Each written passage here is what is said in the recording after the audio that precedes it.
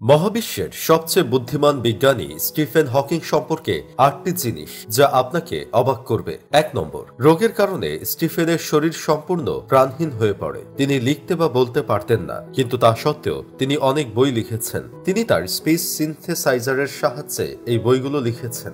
এটি ছিল তার বক্তৃতা তৈরির যন্ত্র, যার সাহায্যে তিনি তার গালের পেশির কম্পনের মাধ্যমে শব্দ টাইপ করতেন। ২ নম্বর, বিশ্বের শেষ কথা বলতে গিয়ে স্টিফেন হকিং বলেছিলেন যে কৃত্রিম বুদ্ধিমত্তা, পারমাণবিক যুদ্ধ, জলবায়ু পরিবর্তন এবং জনসংখ্যা বৃদ্ধি এই সমস্ত কারণ যা বিশ্বকে শেষের দিকে নিয়ে যাবে। প্রফেসর হকিং বলেছিলেন, আমি মনে করি মানব জাতির অস্তিত্ব ধরে রাখতে 1000 বছর সময় আছে। যতক্ষণ না এই পৃথিবী মানুষের বাসযোগ্য হয়ে ওঠে, ততক্ষণ আমাদের পৃথিবীর মতো আরেকটি গ্রহ খুঁজে বের করতে হবে। ৩ নম্বর, স্টিফেন হকিং এর জন্ম এবং মৃত্যুর সাথে একটি বড় কাকতালীয় ঘটনা রয়েছে। মহান বিজ্ঞানী গ্যালিলিওর মৃত্যুর ঠিক 300 বছর পর 1942 সালের 4 জানুয়ারি স্টিফেন হকিং জন্মগ্রহণ করেন এবং স্টিফেন বিশ্বের সর্বশ্রেষ্ঠ বিজ্ঞানী আলবার্ট আইনস্টাইনের জন্মদিনে মারা যান। আশ্চর্যের বিষয় এই যে তারা তিনজনই তাদের সময়ের সর্বশ্রেষ্ঠ বিজ্ঞানী ছিলেন।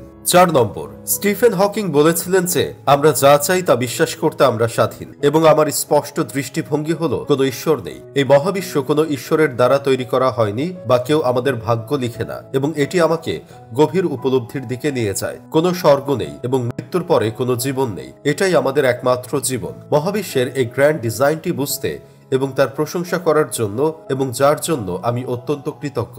৫ নম্বর, স্টিফেন হকিং বিশ্বাস করতেন যে আমাদের পৃথিবী ব্যতীত অন্য গ্রহেও প্রাণের অস্তিত্ব থাকতে পারে। তিনি একবার বলেছিলেন যে এই অসীম মহাবিশ্বের দিকে তাকালে মনে হয় যে এলিয়েন আসলেই থাকতে পারে, তবে আমাদের তাদের সাথে যোগাযোগ করার চেষ্টা করা উচিত নয়। এটি আমাদের জন্য বিপজ্জনক প্রমাণিত হতে পারে। স্টিফেন হকিং সতর্ক করেছিলেন যে এলিয়েনেরা সম্পদের জন্য পৃথিবীতে বিশাল ক্ষতি করতে পারে।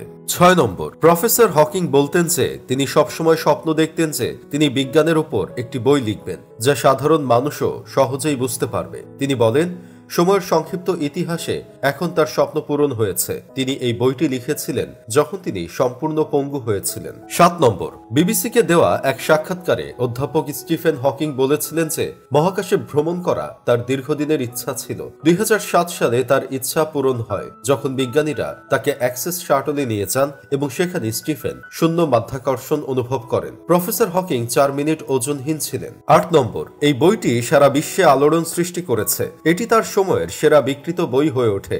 এটি নিউ ইয়র্ক টাইমসের বেস্ট সেলার তালিকায় 100 এবং 1.5 সপ্তাহের জন্য রয়ে গেছে এবং 287 সপ্তাহ ধরে ব্রিটিশ সানডে টাইমসের বেস্ট সেলার তালিকায় রয়েছে। সমস্ত রেকর্ড ভেঙেছে। এই বইটির 10 কোটিরও বেশি কপি বিক্রি হয়েছে।